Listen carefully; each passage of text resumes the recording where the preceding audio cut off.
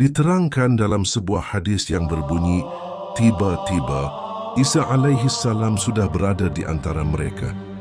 Ketika mati sehari panggilan solat dikumandangkan, kemudian seseorang berkata kepadanya, "Majulah dan pimpinlah solat wahai Roh Allah."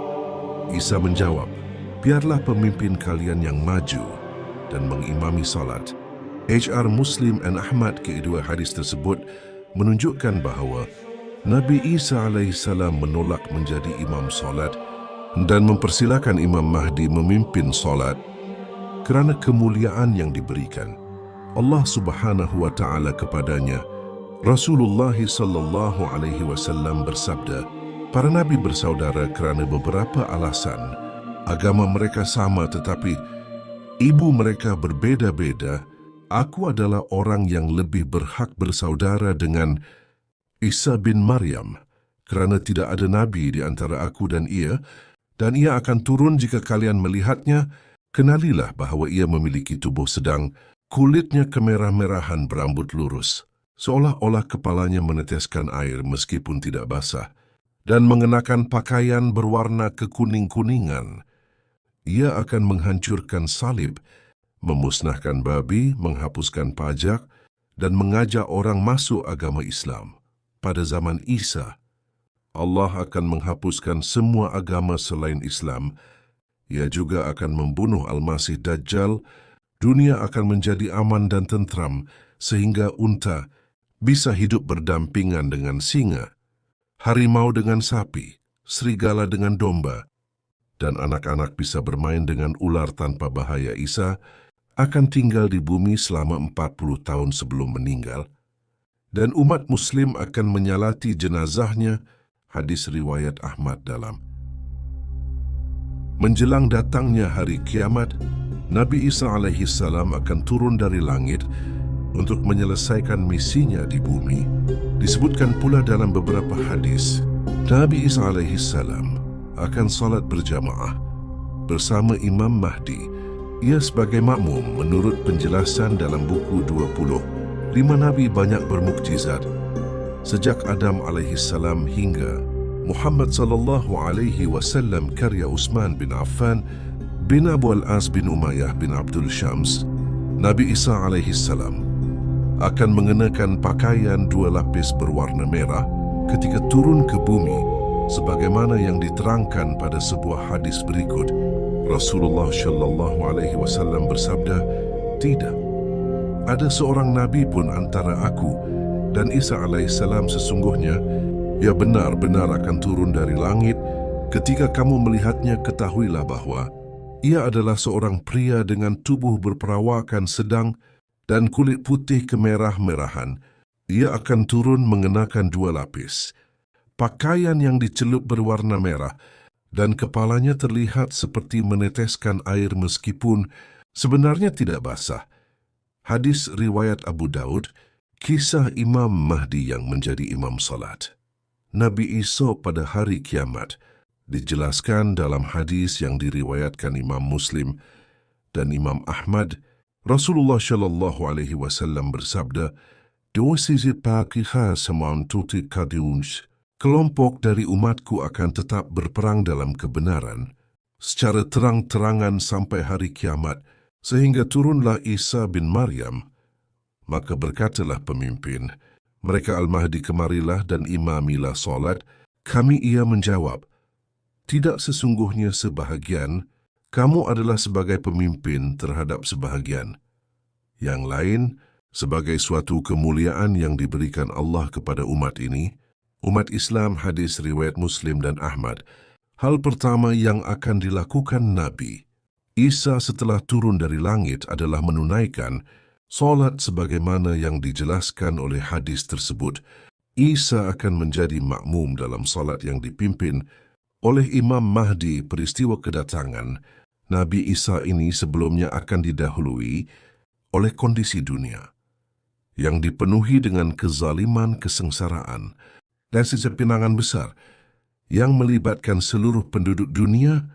Pada saat itu, seorang pemimpin Muslim, Al-Mahdi, akan berhadapan dengan Dajjal yang telah menyebarkan fitnah di kalangan umat Islam. Maka saat itulah Isa putra Maryam akan turun ke bumi dan menumpas semua itu dan membunuh Dajjal, membersihkan segala penyimpangan agama dan menyelamatkan manusia dari fitnah Dajjal.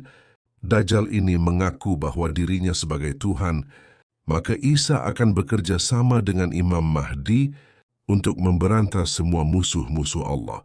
Assalamualaikum sahabat beriman, salam sejahtera. Untuk kita semua, semoga selalu dalam lindungan Allah Subhanahu wa Ta'ala. Dan tak lupa selawat salam kita panjatkan kepada Nabi kita Rasulullah sallallahu alaihi wasallam, sebab hanya kepada beliaulah kita semua umat muslim mendambakan syafaatnya. Saya ucapkan selamat datang di channel Cerita Islam.